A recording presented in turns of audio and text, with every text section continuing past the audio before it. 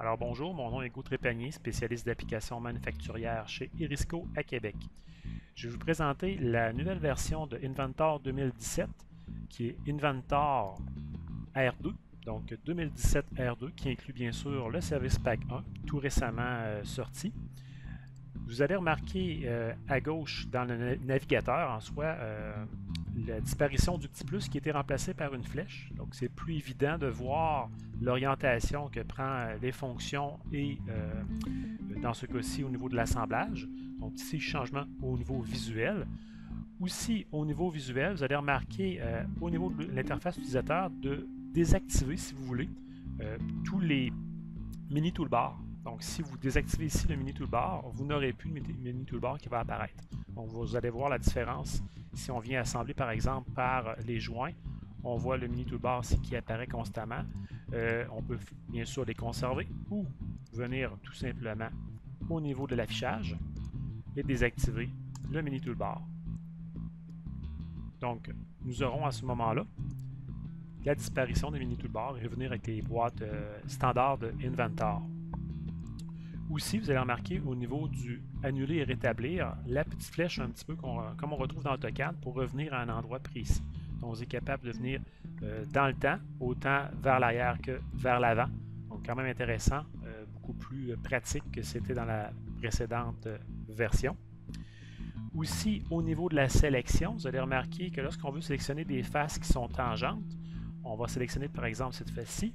Avec un clic droit, vous sélectionnez Tangency, donc Select Tangency, et on fait le tour au complet. Donc très intéressant lorsque vous voulez décaler par exemple des surfaces ou même arrondir par exemple des arêtes qui sont en relation aux surfaces. Un autre outil très intéressant est au niveau des miroirs d'assemblage. Donc lorsqu'on vient choisir les composants à rendre miroir, par exemple, je vais choisir ici quelques composants incluant la plaque. Je vais choisir mon plan miroir. Donc on va choisir le plan qui est ici.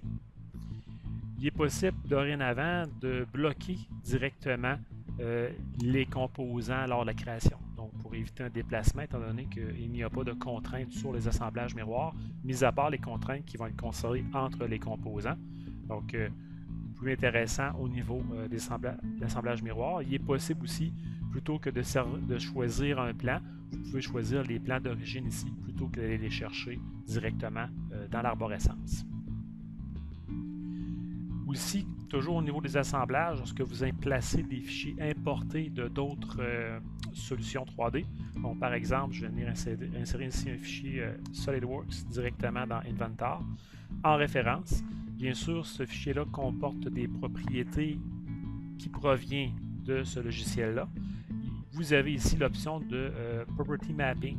Donc, vous avez accès directement ici à modifier le nom de la propriété qu'on retrouve dans le logiciel qui va être transféré vers les propriétés Inventor. Donc, dépendamment du logiciel que vous avez, c'est un fichier STEP, un fichier NX, vous pouvez tout simplement taper le nom qu'on retrouve dans cette propriété intrinsèque dans le logiciel pour la rendre tout simplement en lien avec les propriétés Inventor pour vos billes de matériel, donc les nomenclatures qu'on va retrouver.